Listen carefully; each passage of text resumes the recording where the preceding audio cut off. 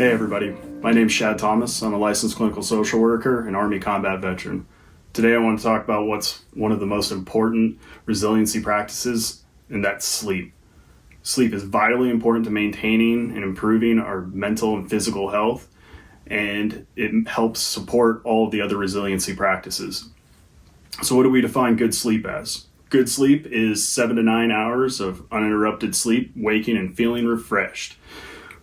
Why is sleep so important? Well, there's a lot of reasons, but one of the biggest is the impact to your physical and mental health. You see, when you sleep during the fourth stage of sleep, nice deep sleep, your brain undergoes a really deep clean. It goes from being a pretty solid surface and nice and firm to being porous. Your blood pressure drops and your brain starts washing the deepest parts of your brain with cerebral spinal fluid.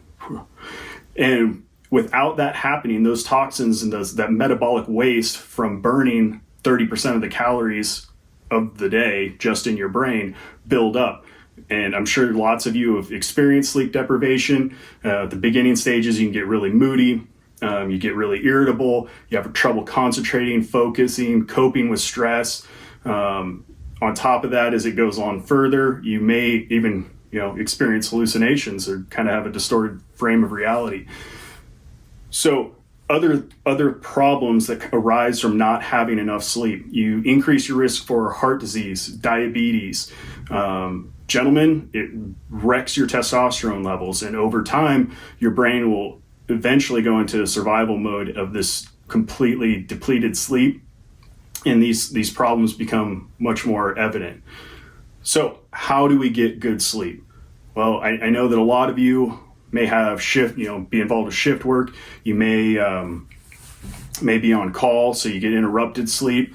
And be that as it may, you still gotta focus on your sleep. If you can't get 7 to 9 hours because of the hours that you work, there's this really cool practice called non-sleep deep rest, NSDR. There we go. And what it is it's a form of guided meditation. I know, don't hear me out. I know it's meditation, but really Google it, find a YouTube channel, find somebody's voice you like, plug it in, find 20 minutes of a quiet space. And with practice, you can get good at it so much that it'll be equal to about 4 hours of sleep within that 20 minutes. It's pretty impressive. Other things that you can do to improve your sleep is really establishing a sleep routine. And that means going to bed around the same time each day. It means avoiding, cell phones and bright lights at least 30 minutes before you go to sleep.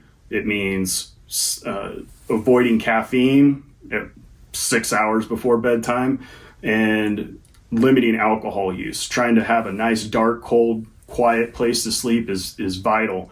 And understand that sleep is something that if you don't get it, it's kind of lost, and it compounds over time.